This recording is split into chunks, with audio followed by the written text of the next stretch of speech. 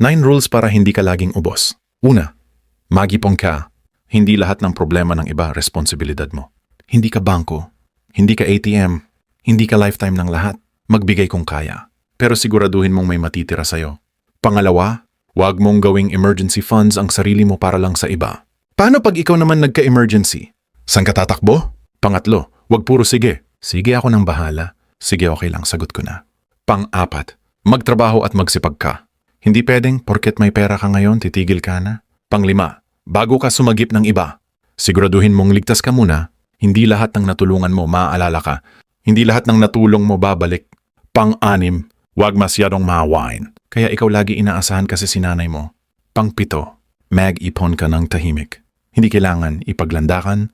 Darating yung panahon yung ipon mo ang makakapagbigay sa'yo ng peace of mind. Pang-walo, laging isipin ang wants versus needs. Huwag ipilit kung di naman afford at hindi pa naman kailangan talaga. Pang-last, pang-siyam, maging wise ka at advance lagi major-sip. Pag ikaw nawalan, naubos at nasimot sinong sasagip sa'yo, sarili mo lang din ang aasahan mo dahil hindi pare-parehas ang tao. Iba yung pananaw nila at iba din yung sayo. Paalala, mag-ipon ka, mag-set kang limit. Hindi ka masamang tao kung inuuna mo ang future mo.